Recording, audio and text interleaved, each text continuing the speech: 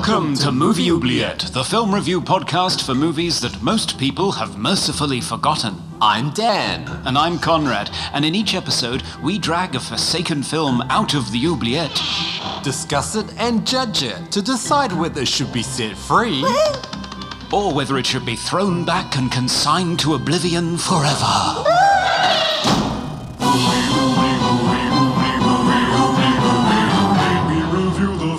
Others tend to forget. Come with us and open up the movie oubliette.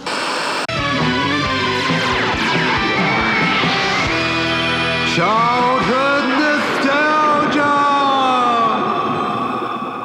Hello, you're listening to Movie Oubliette, the transcontinental film review podcast with me, Dan, despondently resigned that my dog did, in fact, eat my copy of Stephen King's Dreamcatcher in Melbourne, Australia. Oh no, you'll never read it now. And me, Conrad, not knowing what day of the week it is in Cambridge, UK. Very true. In this podcast, we discuss forgotten, fantastical films, sci-fi, fantasy, and horror, because wouldn't it be nice to just jump into an intergalactic spaceship and travel the cosmos right now? Conrad, how are you today? I'm pretty good, yeah. No, it would be nice to fly away, wouldn't it? As long as you could socially distance in the spaceship. Yeah, exactly. Exactly. So you still in lockdown over there? Still in lockdown, yeah. Trying to read more, but very, very shocked to come out into the lounge the other day and see my book just strewn all over the floor in various pieces. But luckily, he only ate the front cover and sort of the first fifth of the book. So I'd read past that, so I can still finish the book. Okay. Oh, that's good, because Dreamcatcher is in the oubliette and we want to watch it at some point, but you want to finish the book first. Yes. It's my resolution for the year. I'm almost halfway, so it's looking kind of good. How about you? How are you faring in these times? I used to look forward to our Skype sessions, but I have to say now I'm getting pretty tired of video conferencing on the whole. Nothing personal. But yeah, I'm working from home, so I spend all day, every day in meetings on Skype and Zoom and Microsoft Teams. And yeah, the whole video conferencing thing is getting old fast. Wow. I miss being around people. Oh, yeah. Speaking about people, anyone talking to us, Conrad? Yes, surprisingly, we heard from Neil Marshall, the director of Doomsday. Oh, wow. Yeah, subject of the film we covered 2 episodes ago. And he said, "Nice to see Doomsday getting some attention in this crazy time. I've never made any excuses for the blatant homages this movie pays to my favourite 80s movies, but yeah, what things like Grindhouse and Stranger Things are applauded for, we got derided for. All that matters to me is that John Carpenter gave me his approval. We're just ahead of our time, I guess." So that's good. Yeah, any thumbs up from Carpenter is always a good thing. Well, yes, especially seeing as he sued Guy Pearce's movie for being too similar. So, yeah, I think Neil Marshall did well to get thumbs up from John there. He also got in touch when I tweeted the bunny explosion scene on Easter Sunday. Oh, yeah. with the caption, with the caption, "Happy Easter from Doomsday." And he replied, "To be very clear here, no bunny was harmed in the making of this movie." Yes. We also heard from Serge of Cold Crash Pictures. Hey, Serge. Hello, Serge. He rendered his opinion on Bird with a Crystal Plumage and reassuringly came up with the same conclusion as us, which is, I guess Bird with a Crystal Plumage proves there is in fact a real difference between watchable and coherent, because I definitely sat there and watched the whole damn movie, but I couldn't begin to tell you what was going on throughout the entire second act. Oh, wow.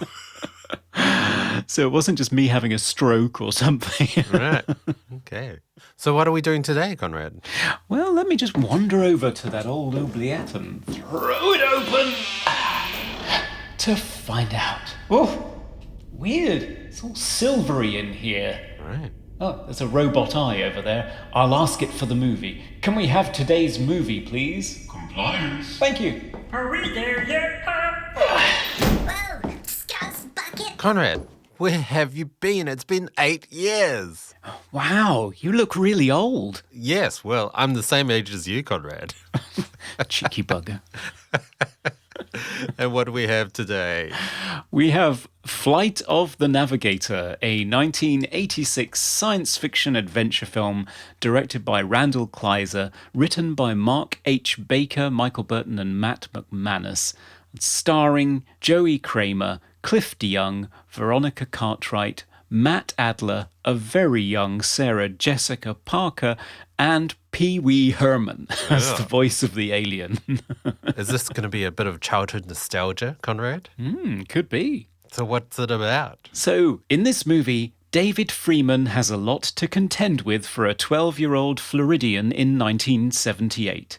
His 8-year-old brother is always getting on his nerves. He can't pluck up the courage to speak to the girl he's been spying on with his telescope, and his dog can't learn how to catch a frisbee. But when he falls into a ravine one night and passes out, he wakes up to discover that 8 years have passed, his parents have moved, and his younger brother is now 16 and says phrases like, "totally rad." It turns out David was abducted by a UFO that looks like a silver Guylian chocolate and is driven by a robot that sounds suspiciously like Pee-Wee Herman. This Trimaxian drone ship, Max for short, just so happens to have been collected by NASA after it collided with a pylon and lost all of its sat-nav data. David and Max are reunited at a top-secret lab and go on the run, but will the 12-year-old living in an age without Google Maps be able to navigate his way back home? Will Max be able to return David to his own time before the evil authorities catch them? Find out after the break.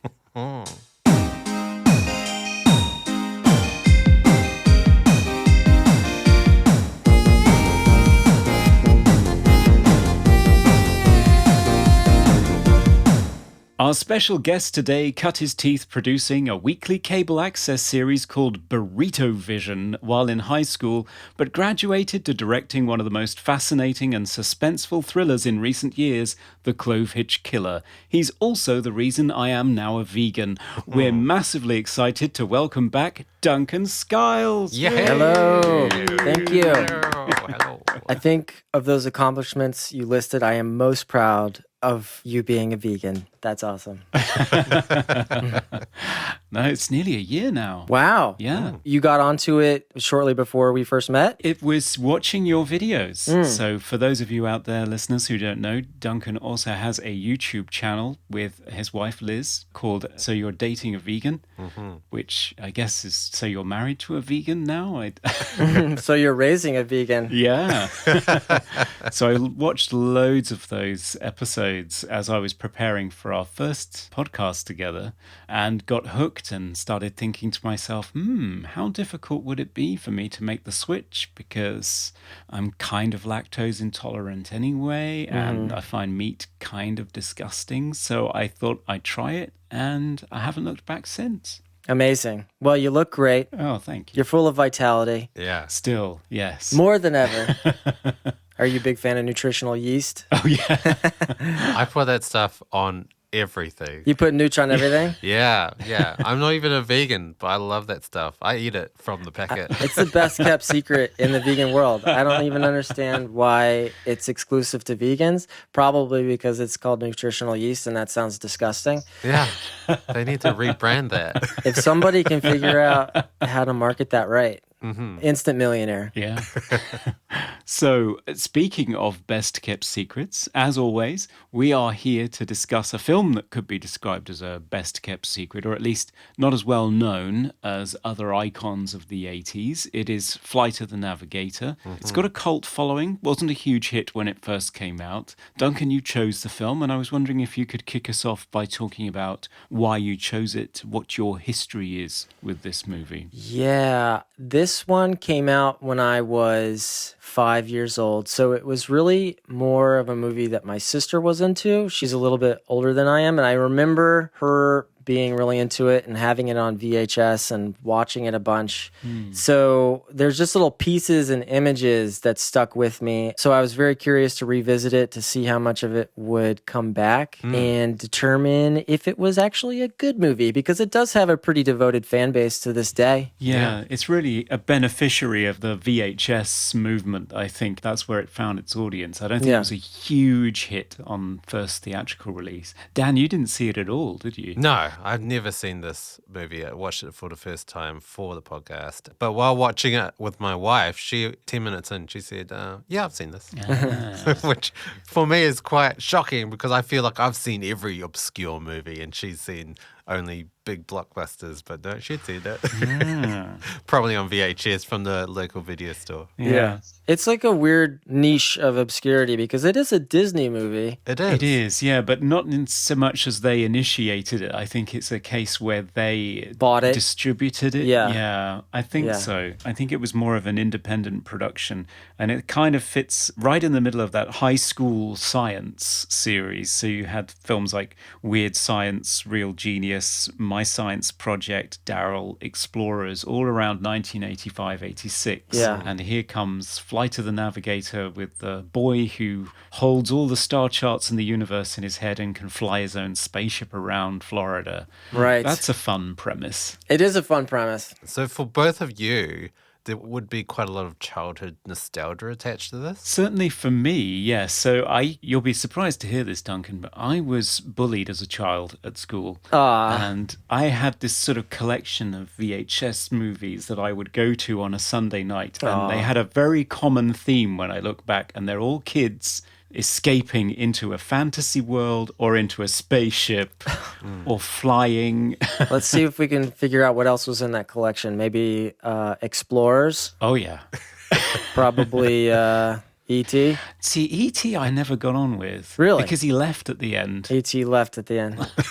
What else is there? Return to Oz was there. Return to Oz. I haven't seen that one, but that's Frank Oz directed. No, wait. Walter Murch. Yeah, Walter Murch. Yeah, the sound designer and the editor for Francis Coppola. Yeah, is that movie as weird as I've heard? Yeah. It is, yeah. It's deliciously dark. Very dark. We really enjoyed it. We've done an episode on it. How about Labyrinth? Oh, yeah. Yeah. That's where I learned the word oubliette. Yeah. Well, I'm very sorry to hear you had to endure that. It's no fun. No. Kids are jerks. But it gave me a deep love of a collection of films that I think a lot of people have grown up loving as well. Yeah. I was also surprised because the director Randall Kleiser, he's directed all of my childhood movies that I've watched. So Grease and Big Top Pee-Wee and White Fang and Honey, I Blew Up the Kid. I'm really surprised this one, I completely missed this film as a child. Yeah. Well, he's not the type of director that you seek out to watch all of his movies necessarily because they're all so varied. Oh, yes, that's very true. I mean, he's also directed Blue Lagoon. So.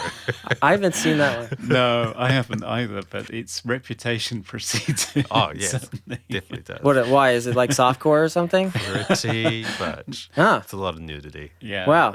Okay, so Big Top Pee-Wee versus Pee-wee's Big Adventure and Honey, I Blew Up the Kid versus Honey, I Shrunk the Kids. Did you prefer those sequels to the originals? No, obviously not. Of course not. Well, at least he directed Grease rather than Grease 2. Yeah, that's fair. I've never seen Grease 2, but I've seen Grease 1 once, and I thought it was great. It's amazing. Yeah. Watching Grease as a kid, I just thought the 70s was the 50s. Because I couldn't fathom a movie coming out in that time being about a different time. I just thought all old movies were set at the time they were released. I know exactly what you're talking about, and movies like that have always confused me. Yeah. Yeah, there was a big 50s comeback in the 70s. Yeah, was. and in the 80s. Yeah. I guess it's just a generational thing. So you have something like Back to the Future and Grease, which was very late in the 70s, whereby they cunningly create a movie that appeals to youngsters at the time, but also their parents, because it has that Right. 20, 30-year nostalgia gap in there, Sure. that, like Stranger Things now. Right. That's what puzzled puzzled me about this movie because the time gap that they've chosen is 8 years. Right. So our main character is flown away from Earth at light speed, and therefore, when he's returned, he's the same sort of 4 hours older, but essentially the same age, and everybody else has aged 8 years. But 8 years seems like such a weird gap to go for. It just in terms of capitalizing on the nostalgia value. Right. Usually 8 years ago just kind of seems naff. Right. yes. Well, I wonder about time's contraction and expansion as we go further into the 21st century, because you have such distinct differences between every decade of the 20th century. Yeah. And it feels like it kind of evened out around 2000. Like there is a distinct difference between 1986 and 1978 in my mind. And I wonder how distinct it was for them as well. I mean, they played it up. Like Yeah. when he woke up in the 80s, they started saying like, rad, dude. I mean, they were playing all the fish out of the water stuff. I feel like they could have gone further with the difference between the 70s and 80s because it didn't look a huge amount different, No. to be honest. Even when he goes back to his childhood home and it's now occupied by elderly people, I guess, it doesn't look like an 80s home. His bedroom has been turned into a lounge. Yeah, like a study. Yeah. Yeah, complete with Muzak and a guy called Larry. Yeah, it doesn't look all that different. I mean, the thing that's really interesting is how different the parents look, because having been deprived of their child, Yeah, they don't look so hot. Yeah. no, they really look terrible. They Yeah. look like they've been in quarantine for 2 months. Yeah, they look pretty scary. Pasty, and Veronica Cartwright's hair's all pulled back from her face, so she looks haggard. And I think Cliff DeYoung, they made him wear a hairpiece for the younger version and then took it away so that his widow's peak was more pronounced in the older version. And yeah, but Veronica Cartwright's really funny about this in interviews. She talks about the fact that she thought it was a bit extreme. She said, you know, wouldn't I have perked up a bit by now? I do have another kid to look after. I like the part where the dad asked the mom how to open a candy wrapper. Little piece of business. I bet he improv that just at the end of a take. I got an idea. Can I try it, Randall? Okay, here I go. I liked it.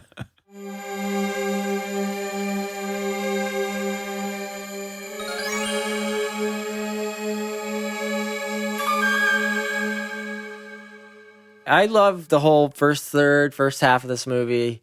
The whole premise is very unsettling, and him coming back to the house and his parents not being there, and then meeting his parents and they're older. I thought his acting was so great throughout all that. And then meeting his brother who's now older than him. I love the actor that played his older brother. Yeah, Matt Adler. Very effective, and I could see how that alone is enough to seep into your skin as a kid. That very premise of waking up and your life is gone, your parents have moved on is pretty powerful. Yeah. And I think the 8-year gap there really, it means a lot to a kid. Yeah. As you get older, 10 years doesn't feel like a lot because, you know. What have I done with my life, Conrad, in the last 10 years?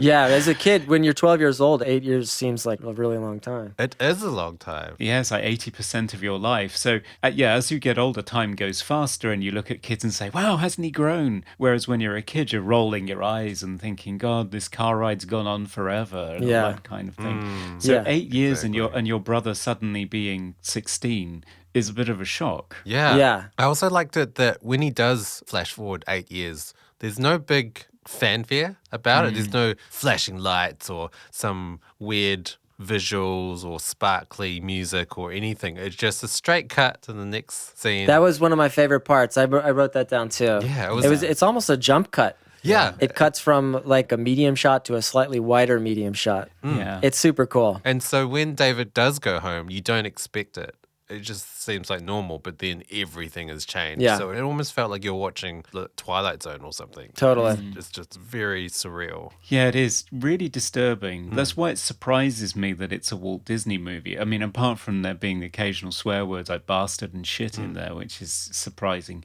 but it's much harder hitting than I would normally expect in a Disney movie. It's quite a traumatic experience that he goes through, and because Joey Kramer is so sincere and sweet, And all of his tears are genuine. They're obviously genuine. They're not glycerin being squirted into his face.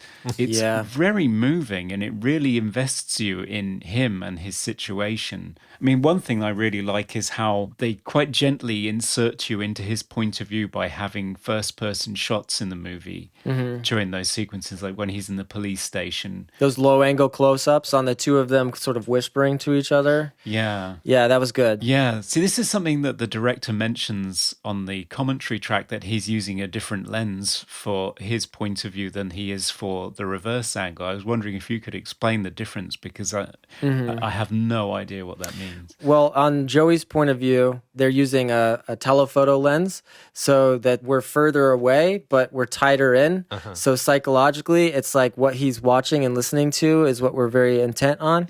And then when we're looking at him, the camera is wider and more objective. Right. So it creates the relationship of objective and subjective. Right, right. But yeah, it isolates the subject because it throws everything out of focus as well. Sure. Yeah. They do it with the sound design too, of like they're whispering, but it's turned up in the mix. Oh, yes, yes. Just changing topics a little bit, there is one thing I wanted to talk about. It might just be me personally, but I thought there could have been more time spent in... 1978. Yeah, because I kind of forgot what his parents looked like. And so when he was reunited, I was still trying to remember their faces because I don't know. Maybe it's also because I'd seen this only for the first time. but Yeah. I wanted more sort of establishing the 70s. And so when it jumps forward to the 80s, it's starkly contrasted, but it didn't feel hugely different to me. Listen, man, the 70s were all about dog frisbee catching contests. And that's all you need to know. Yeah. That's true. Yeah, it was not very specific. It was like a sign that said dog frisbee catching 1978. Yes. They keep having people say, gee, it sure is 1978 around here. Yeah. Yeah. And they're listening to Grease on the radio as they pull up to their house. Yeah, and I think they have Casey Kasem or somebody on the radio Yeah. being like, can't wait to celebrate July 4th, 1978. Yeah.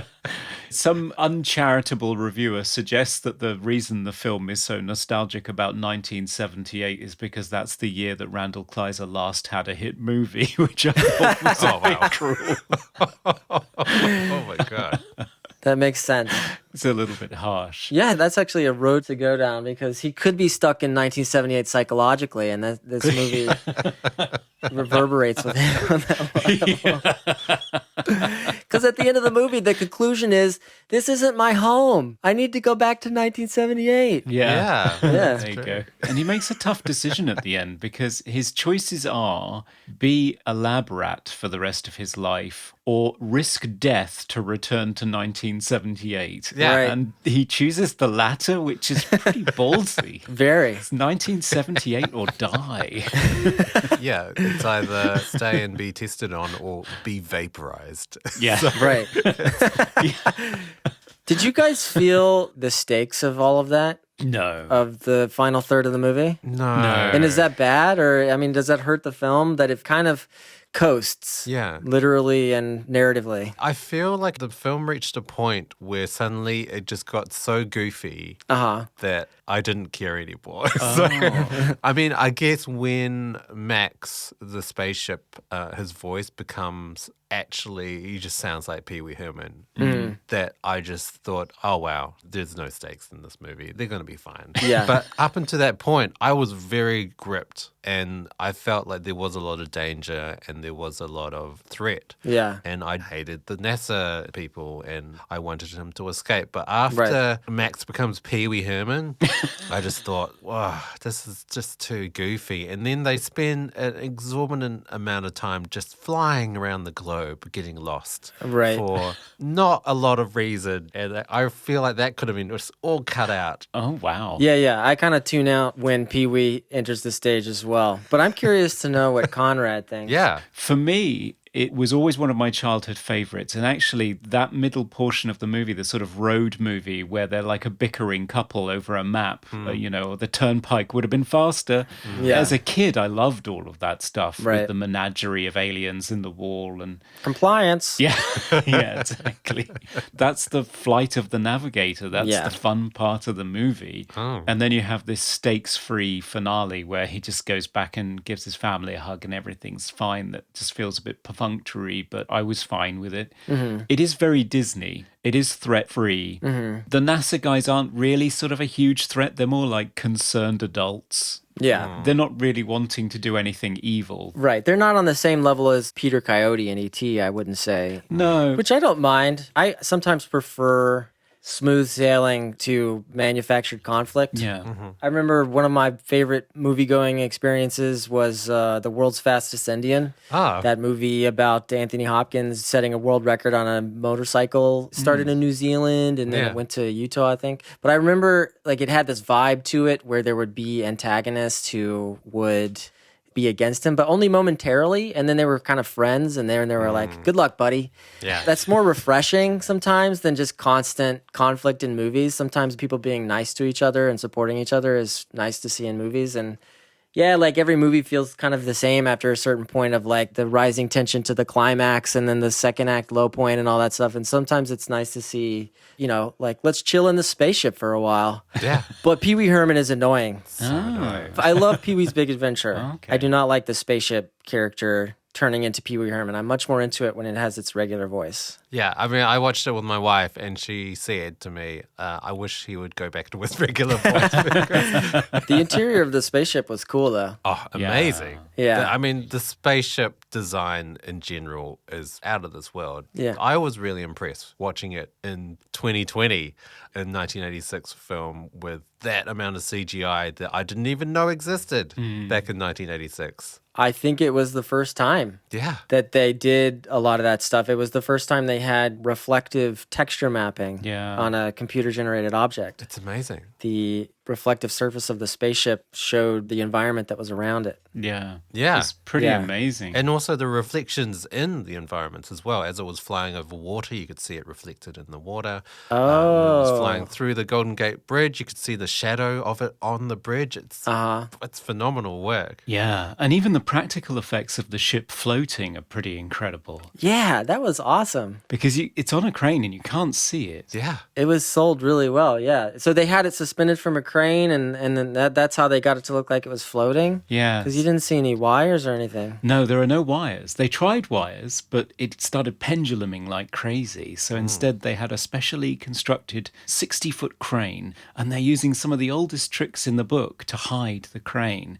The same sort of techniques Fritz Lang was using in Metropolis. So so in some shots, there's a mirror in front of the camera at a 45-degree angle, reflecting a different piece of the sky to cover up the crane. What? Yeah, it's mind-boggling. Where did you learn this stuff? This is all on the special edition that's available in the UK. Yeah, it's really interesting stuff. Is it like a featurette or is it in the booklet? Both. Oh, yeah. man. Wow, that is cool. Do you know how they did all that sort of, some of the green, I mean, I guess it would have been blue screen back then, but some of those kind of composited blue screen stuff is just phenomenal. Like you can't see the edges at all. No, it's really impressive. And I think it's a lot to do with the fact that the elements are being generated digitally. Of course, they're not being composited together digitally, but they are being generated digitally and then I think burned onto the celluloid with a laser. What? Which is really impressive. So cool. Yeah, because I kind of forgot that, back then they didn't have digital film. So they actually had to physically Yeah. apply it onto negative. Yeah. That's amazing. Burn it back out again. Yeah. It's not like they can paint it onto the negative digitally. They create like an outline of it. That's the first step of the process. Then they have two separate strips, right? They have one that's got the object and another that's got the black outline. And it's that outline that defines where the object is allowed to go onto the final negative. It's Yeah. called a matte. Yeah, traveling mat, yeah. Right. But I think because the mat itself is being generated digitally and it matches the ship perfectly, it's pixel perfect. So I don't think you can see a matte fringe, Right. which is where you see this black outline where the pieces of film aren't quite lining up. So if you see a film like Firefox, which came out just a few years earlier, all of the flying sequences with the models have matte fringes everywhere. It's really obvious. Whereas in this one, you can't see them, except in the model shots. And there are a few model shots and they really stand out. But they were trying to save money because all the CGI shots were costing a fortune and they were very difficult to render. Right. Like a second would take 3 days or something. Oh, It was wow. pretty terrifying. I think for the shot where he travels back in time through a completely CGI environment, they had to book some time on a Cray supercomputer to get that rendered out because otherwise he said that we'd still be waiting now Oh, wow. for that shot to come out. Oh, wow. Right. Whereas now you could do it on your phone in 3 seconds. Yeah. Wow. It's just crazy. Do a green screen on your Zoom conference. Yeah. I was impressed with the background plates too, like those flying shots over the ocean and over landscapes and stuff. I guess it's sped up, but it's incredibly steady. Probably like a camera on a gimbal from a helicopter or something like that. Yeah, brand new one, which was really stable.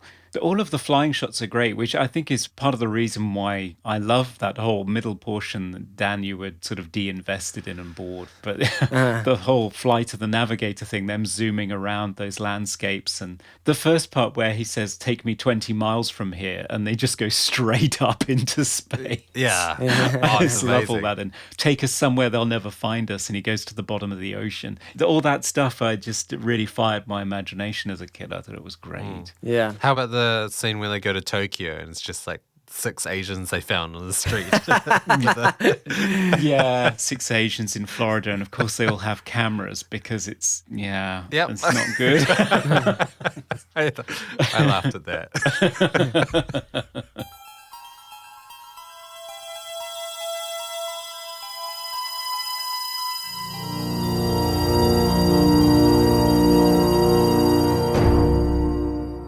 Some of the shots I found them a bit ugly, I guess. So there's one scene where it's kind of the climax of the film and David is having to decide whether to stay in 1986 or go back to 1978.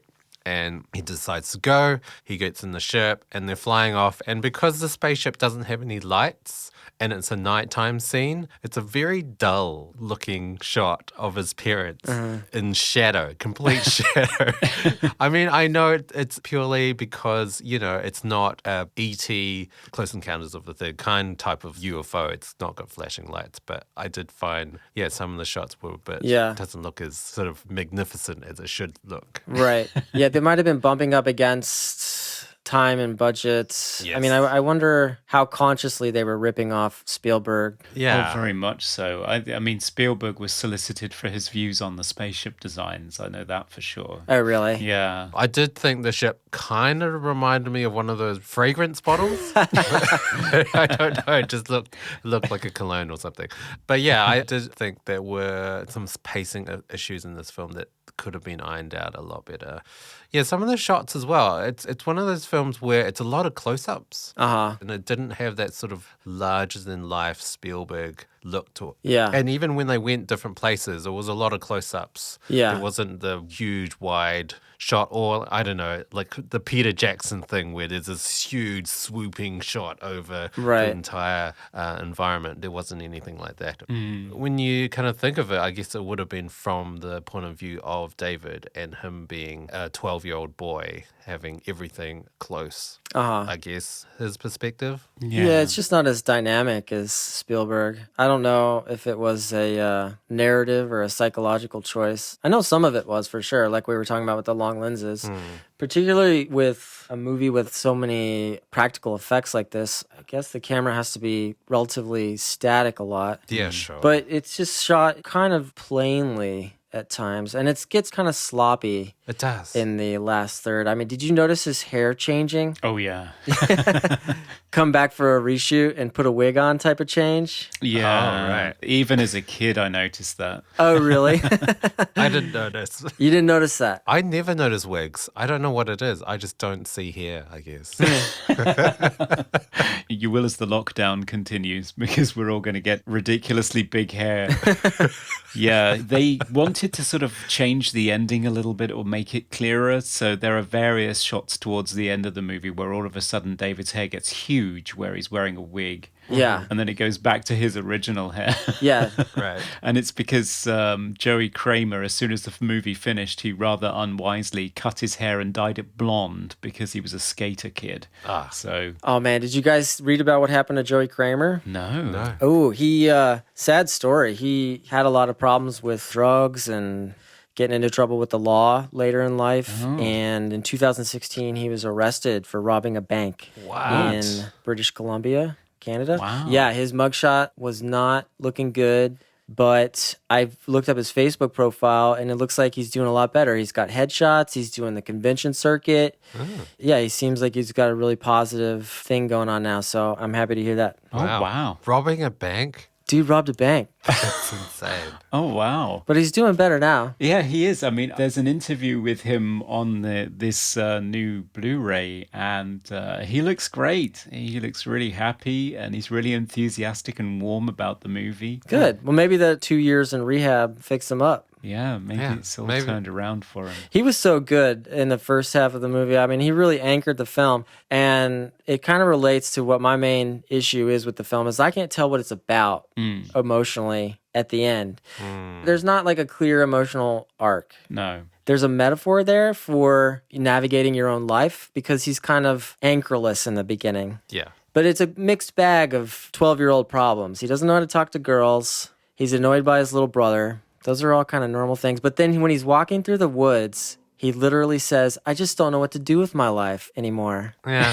He says that to his dog. And I feel like somebody gave that note at some point of like, you got to make it clear that he's lost in some way. Right. Because the whole emotional payoff should be that he commandeers this spaceship and he's terrified. And then he learns that if he just goes along with it intuitively, he can be the navigator. Yeah. I think that's what it's supposed to be. Yeah.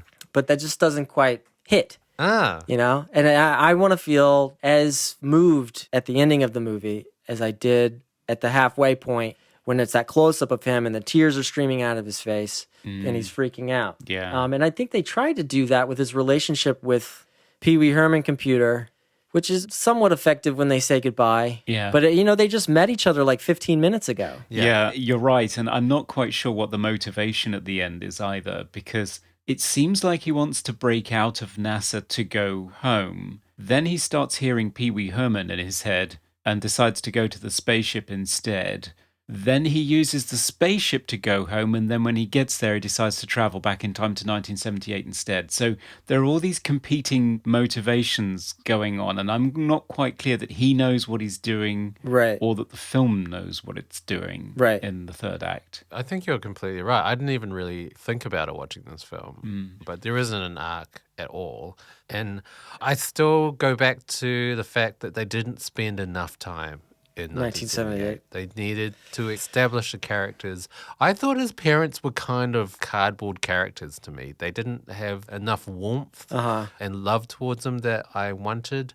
And so the end for me was a bit, I don't know, I didn't feel a lot. I felt there was much more warmth with him and his brother, which was really nice. The actor that played his older brother was great. Yeah, he's good. And also Sarah Jessica Parker, her character had a lot of warmth. She was fun. Yeah. A good injection of quirkiness with her mismatched earrings, as well as kindness and helping, sort of nudging him in the right direction. But then she just disappeared pretty much. She turns up at the family home and then is captured, and I don't know. I expected more from her to help out, but nothing.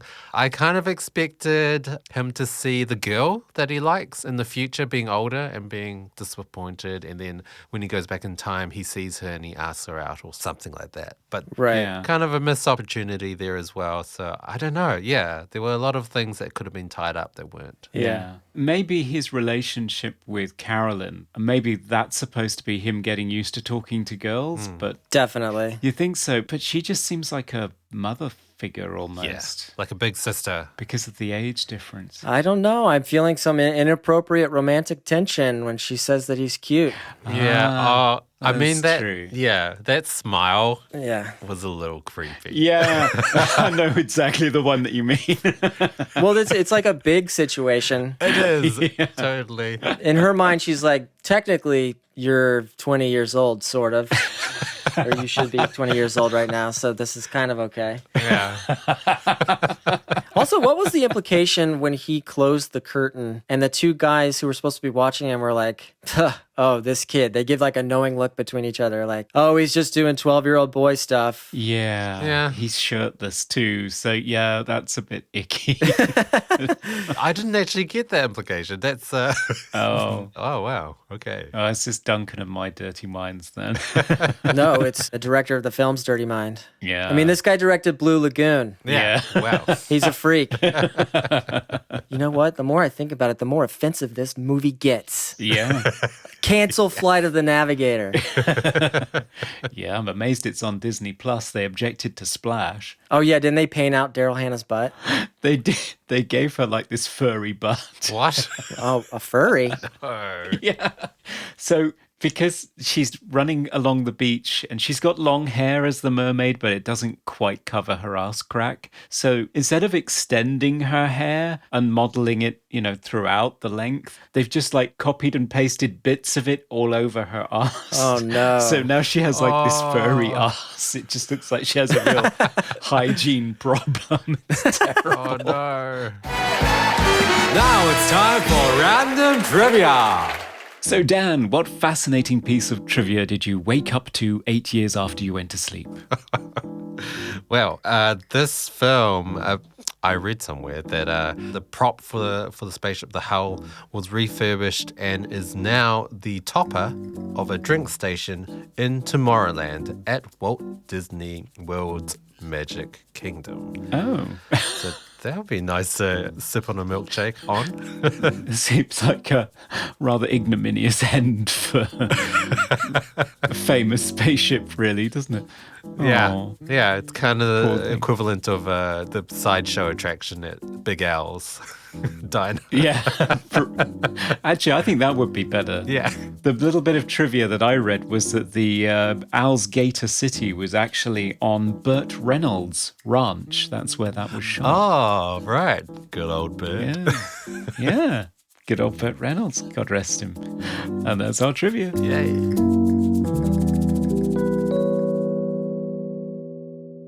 Music by Alan Silvestri. Thought it was pretty cool. I love the music. Alan Silvestri did Back to the Future just the year before. He did Predator. He's one of the greats. He's incredible in this. I felt like there were many scenes in this movie that the music was definitely larger than life than the actual scene themselves. Yeah, despite being all synth, it was like pretty lush. Yeah, it's a synclavier score, isn't it? Is it? What's a synclavier? It's a very early sampling synthesizer. So instead of creating purely electronic analog sounds through oscillators and circuits and so on and so forth, it's based on samples of real acoustic instruments that it's playing back at different pitches depending on which key you press. Yes. And a lot of composers would use that to try to recreate the sound of a real orchestra, and it always sounded really fake and naff, Right, sort of right. TV movie of the week cheap score that you'd get in the 90s, and I hate that. But what I like about Alan Silvestri is he always used to use it to create interesting textures. He didn't try to create the sound of an orchestra at all. Yeah. I mean, I especially love that motif that keeps repeating throughout the film, that The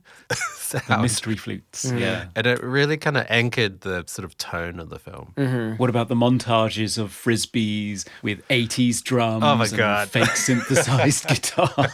Is that like what came on when Ralph was Yeah. scooting through the compound? Yeah. Yeah. I mean, you can't not have a sequence like that in an 80s movie. I know. It would be rejected by the MPAA. Sorry, this is not suitable for 1980s audiences. Yeah. They won't know what to make of it without a montage to Yeah. cheesy rock music. Back to the cutting room. Yeah. I mean, 80s drums. It's so synonymous of that decade. Yeah. And always drenched in reverb, too. Who puts reverb on drums? Everybody in the 1980s. Yeah. But yeah, I thought the score was fantastic for this film. There were lots of tense moments, and it had breathing room. There were moments of no score, and there were themes. It was everything you could ever want from a score. Yeah. The sound design was pretty good too. I remember the part where he gets his face scanned when he's uploading the star maps. It had some kind of vocal element. Yeah. Yeah, I thought there was a lot of good work that went into this. Although this isn't their fault, but I'm pretty sure that the sound effect of the door opening when he's in the NASA security room was also used in the video game Doom. Oh, wow. Yeah. The mechanized doors, the sliding doors just cracked me up, though, because they were clearly wooden doors. Yes. So I don't know how you mechanize wooden door. And Ralph's little side flap was like 2 pieces of cardboard. Yeah. A couple more moments I loved when David gets on the spaceship and there's a security breach. The security guy has to consult a binder Oh, yes. for what to do. He opens a red binder, quickly goes through the protocol. And then there's a guy in the background just frantically switching all the switches. Yeah. Well, this is the thing that there's only like 3 switches. So why do you need to do a checklist for this and just hover over each one? Also, this is your job, pal. Like, this is the one responsibility you have. You should be looking at the instruction manual for doing the one thing that you're supposed to do in the event of something like this. Yeah, it's not great, is it? Doesn't speak well of NASA. Maybe it's fun for the kids.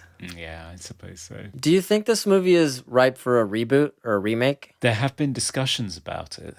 Yeah, I've seen that it's like started and stalled a couple times. And last it was with Neil Blomkamp's production company. Oh, yeah. wow. I think it would be quite interesting to do a really dark take on it. Maybe turn it into a Netflix series and really mind the drama of the family situation, because that could go into some pretty interesting places. Yeah. It's almost like an episode of Black Mirror. Yeah, for sure. One thing I was going to say, Dan, when you were talking about the lack of epic shots, I almost felt like there were quite a few moments at the beginning of the movie where they were kind of taking the piss out of that kind of shot. Like there's the scene, well, obviously the frisbee at the beginning you're supposed to maybe think is a flying saucer, although you're not really convinced at all, and then a dog comes into frame in slow motion and catches it. Yeah. But you have the water tank that David sees late at night when he's walking through the woods. Yeah. That was good. But you also have the Goodyear blimp going over the frisbee competition. That was weird. And you have that wonderful shot where everybody stops and just sort of looks up in awe as this enormous shadow looms over them. And then you cut and it's the Goodyear blimp. Yeah. So it just seemed as though there were lots of fake outs where they were saying, you're expecting it to be a sci-fi movie. Ah, gotcha. Not yet. Yeah. I did love that, actually. That was pretty cool. Yeah. One of my favorite shots was later after he's come back and we go back to the family because David's on the phone and his brother is outside playing frisbee with the dog, and his brother tosses the frisbee. It pans with the frisbee. The dog catches it, and then the camera lands on the mom at the door saying, your brother's on the phone. It's such an incidental moment. It's like an in-between moment. Sure. But they nailed this really cool shot for it. But that's the arc of the whole movie. The problem set up at the beginning of the movie is that Bruiser can't catch a frisbee. Oh, yeah. And then at the end, he can. Yes. You're supposed to be in tears watching that moment. Yeah. Yeah, he does say at the beginning of the movie, I'm going to train you so hard. Yeah. Because the dog just doesn't want to catch. Yeah, it's such a humiliating moment for him at that frisbee competition. I currently have a dog that does not catch anything, and I'm trying so hard to train him. I get food, I get a piece of chicken. I'm like, come on, gotta catch this. And I just end up throwing food at his face, and he just sits there taking it. Sounds like you're due for a time-traveling outer space adventure, my friend. Yes. Yep. Coming to you live from the Movie Oubliette Theatre, it's the prestigious Mobley Awards. So, listeners, you must all be strapped into your Chrome Navigator pilot seats and ready for the Mobley Awards to be thrust upon you. It's where we present our favourite NASA investigating parts of the film in a number of Pee-Wee Herman level goofy categories. Best quote! My favourite quote was when they've been shot vertically upwards into space, into the spaceship. And David's just shocked at what's just happened. And Max says, "You requested this distance." And then David replies, "I didn't mean straight up. I meant along the ground." And then Max's response is just, "Oh." It's just like, oh, okay. Oh. Well, you could see where there would be a logic problem there. Oh, yeah, of course. Specifics. Mine came from a younger, older brother, Jeff, when they're trying to arrange for a visual sign that David can home in on so they can find the house. And he says, "Don't worry, if I have to set fire to the house, you'll find it." Yes. He's a cool character, actually, the older brother. I loved him. I like the callback to the fireworks as well. It was nice. Yeah, that was good. I'm sure there's like a better quote somewhere, but I'm going to go with the dad saying, "Hey, do you know how to open one of these?" when he's referring to a candy wrapper. Yes. Then. Most 80s moment. I'm just going to put it out there. The music. The 80s drums was the most 80s part of this film. Yeah, for sure. I will say the music video Oh, of course. by Blancmange. Yeah. I could just imagine them just showing up with boxes and boxes of props and costumes and going, okay, let's just use all of this. Yeah, I also brought a cooked turkey. Let's do something with that. I got it. We'll take it out of this oven and throw it on the ground. Classic Blancmange. Oh, I love it. Conrad? For me, the most 80s thing about this movie is the cute robot sidekick with a shit acronym for a name. One of these things where they think of the name first Yes. and then just try and come up with something that kind of spells out the letters. So Ralph is Robotic Assistant Labor Facilitator. I mean, come on. What does that even mean? Best hair or costume? Hair or costume? I mean, I'm going to take Sarah Jessica Parker with the big frizzy blonde hair and the colorful big earrings. And I think she was probably wearing like a belt to cinch in her lab coat look. Yeah, she was looking pretty fly. Yeah, she was the flyest lab assistant at NASA, for sure. Yeah, NASA security, a separate division from NASA. Yeah. That's true. For me, it has to be Matt Adler as teenage Jeffrey with his tight blue jeans, so tight you can tell his religion, his massively oversized inside-out printed shirt with geometric shapes on it, his enormous tortoiseshell glasses, and a mullet that seems to have a sort of mini man bun, like rat tail thing at the nape of his neck. I know It's this. pretty 80s. I love it. Yeah, that was exactly what I wrote as well. His shirts, though, man, those are some cool shirts. Yeah. Oh, yeah. Favorite scene? I think that my favorite scene was when he's in the hospital and he's come back. This is like shortly after everybody's getting over the shock. He's kind of like collecting information about what's happening, and they're reassuring him that everything's going to be okay because somebody's going to be there 24 hours a day. And he's just so affected. And it lives on that close-up of him. And I just really felt what he was feeling. And I was the most moved by that scene. Yes. Yeah, I mean, me too. That scene where he's running around his house and he can't find his parents and he just breaks down on the stairs and then, transitioning to the hospital. That whole sequence was just, very, very effective. Yeah. It's really good physical and verbal acting. I mean, he's great in all of those scenes. Mine is the scenes with the brother. I think they're really touching. They're really well played by both of them. And it's such an interesting situation that they're in. Yeah. And I believe their relationship too. It's really good. My favorite scene, because I just love the spaceship so much, was the first time that David encounters the spaceship. So it's just amazing special effects, but also, Max is a great character. Paul Rubin voices him when he's not goofy Pee-Wee Herman. He voices him really well, and the sort of interaction between, an alien life form to a human, and the whole design of the spaceship, how the stairs just melts out of it. kind of liquefies and then hardens as these hovering stairs, and the inside of the spaceship being all chrome and almost like hieroglyphics all over the place. Yeah. If I wish I'd seen that scene as a kid, I would have been just like awestruck. Dude, that was the one scene that stuck with me the most. When I saw that, I was like, oh yeah. Oh yeah. Because it's so tactile because it transitions from the graphics to the real steps. So it feels, it's a very successful transition. It's amazing.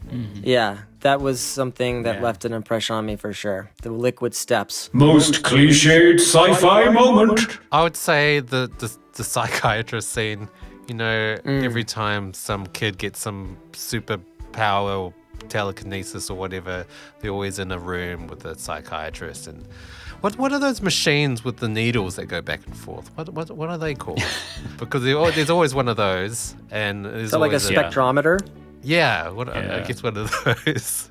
Yeah. And there's always a two-way mirror Yeah. with a whole bunch of scientists in the back room with billions of computers and screens. And yeah, that's I would say related to that, it's the idea of the government so aggressively, the guys in hazmat suits coming after him. It's a sci-fi of that time cliche. oh, for Because sure. it's just so familiar from E.T. Yes. and I'm sure a couple other movies. Yes. Also, it was there in the last movie we talked about, The Blob.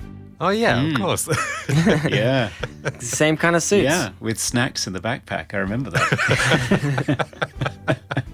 How about you, Conrad? Yeah, for me, I've said it before, I'll probably end up saying it many times again. It's the nighttime in the woods, so it's blue and there are god rays coming through the trees every time. Yeah. Favorite special effect. It's a UFO. It's got to be the UFO, right? It's a spaceship. It's the best effect in the whole film. The inside, the outside, the morphing of how it changes shape, and it's amazing. Yeah. It is cool. I mean, I especially like, even because the inside of the ship is reflective, they were actually not only projecting what he can see outside at the front, like it's a view screen, they're also projecting it into the capsule so it's reflecting on the walls around him too. So there were two projectors running. And it brings the whole scenes alive. It makes you believe that he's really going to these places on these adventures. So it's a beautiful effect, all of it. Yes. I like the liquid stairs, Oh. and I think that that's really effective because it transitions so well into the practical steps. And I also would give a very close runner-up to the eyeball. Oh, the giant eyeball. Yeah. I mean, the liquid stairs, that's ambitious, really. That's so ambitious for the time. But they pulled it off. I'm glad I watched this movie because I thought for a long time that The Abyss was the first to do that kind of fluid Right. type of computer animation in a mainstream movie. This is a good 3 years before. 2 or 3 years. Yeah. This is 5 years before Terminator 2. That's Yeah. amazing. Best sound effect. My favorite sound effect, it's very small. It's when they're punching the buttons on Ralph. It's that kind of really old school beep sound where every beep sounds like it's out of tune. Yeah. I don't know what's going around a tune. It's like, it's just this ridiculous sound. I love it. What about you, Conrad? For me, it's the Puck Marin, the little alien that David takes home, and his brother's totally cool with it. Yeah, it's just he hasn't got like a squeaky voice or a high voice. He's got this really gruff little croaky voice, but it's fairly hollow and tinny, sounding like he's small. Yeah, I really like that. I thought it was cool. Worked well. How about you, Duncan? The voodoo Haitian Oh, yeah. Eyeball. Serpent in the Rainbow with the eyeball, yeah. Yeah. Kind of Yoko Ono, Primal Scream type stuff. Yes. Yeah. Great pairing. Most funniest scene. Mine was Big Al's Gator City scene. I just love the suburbanite family that think that the UFO is some sort of roadside attraction Yeah. that Big Al has put out there. Big Al's line reading on, because David's come out to phone his family and then get back in and takes off, and Big Al's just been stood there catatonic ever since he arrived on his forecourt, and the suburbanite dad stood next to him and can't get him to engage in conversation, and Big Al just says, he just said he wanted to phone home. The line itself is pretty obvious, but it's just the dad's reaction. Yeah. Even he seems to be doubting whether that's true or not, or whether he's just pulling his leg. I like it. Sure. Made me giggle. And you, Dan? I mean, there are two funny scenes. I've already mentioned them. The O response from Max, and also, the obviously faux sliding doors at the NASA facility. The wooden doors that could never be automated at all. Yeah. How about you, Duncan? I'll probably go with the culture clash between the 80s and the 70s between Sarah Jessica Parker and David. Ah, yeah. I thought that was pretty snappy and fun. Because there's so much about this movie that you could do to that movie, you know? Like, it's so dated and of its time. And it's interesting to see them looking back at a previous time as if they're in the present moment, which they were at the time. It's always the present moment, but it's hard to imagine the present moment being 1986. Yeah. And that concludes the Moobly Awards.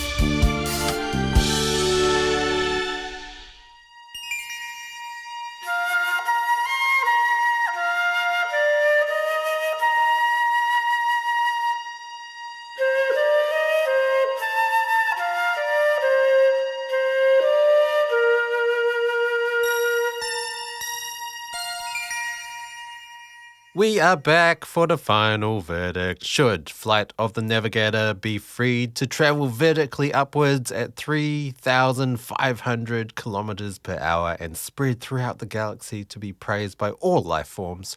Or should it be crammed into a morphing chrome spaceship and sent back to 1978, never to be talked about again?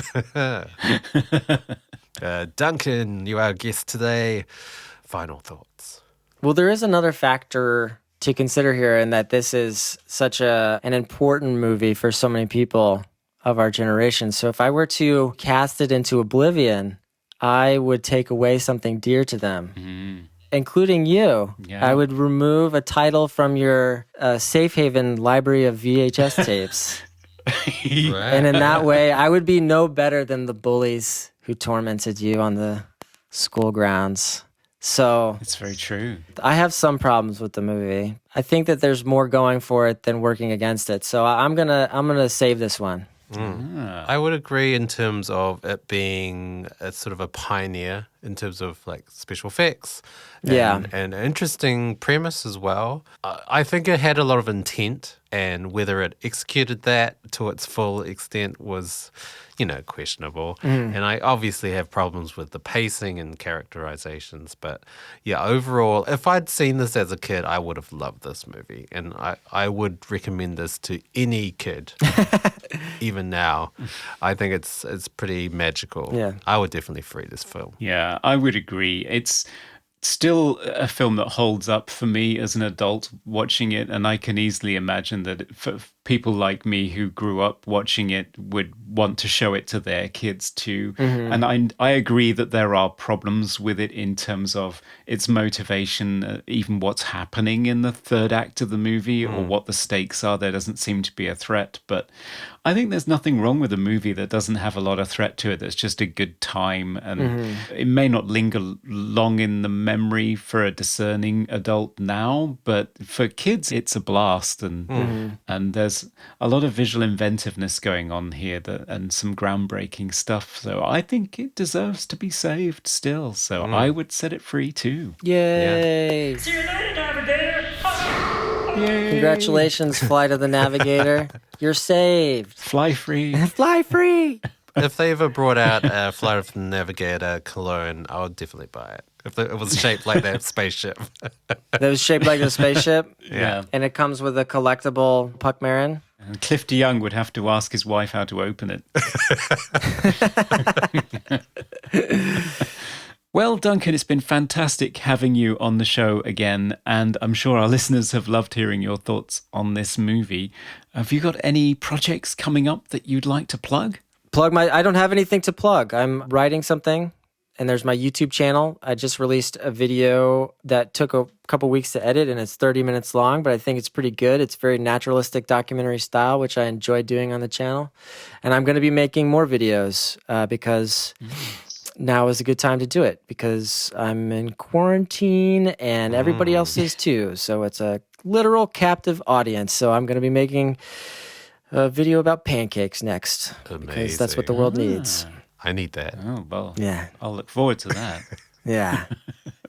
Oh, yeah. And if you are wanting to look forward to our future episodes, you can follow us on all social media platforms, Facebook, Twitter, and Instagram as Movie Oubliette. Yes, and you can email us at movie.oubliette@gmail.com. We do love to hear from you. Yes, and if you want to be loved even more by us, you can become a Patreon patron. For $1, you can suggest a movie to be reviewed in our future episodes, or for $5, you can get access to all of this fantastic bonus stuff that you never knew you wanted. Yeah, including behind-the-scenes videos, extended interviews with our guests, and all sorts of fun. Yes, indeed. And if you're enjoying the podcast, please take a moment to rate and review us on whichever podcast platform you're consuming us on, because it really helps us out.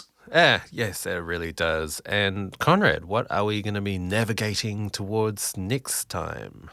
Well, next time we'll be watching a dark thriller film from 1979 called Winter Kills.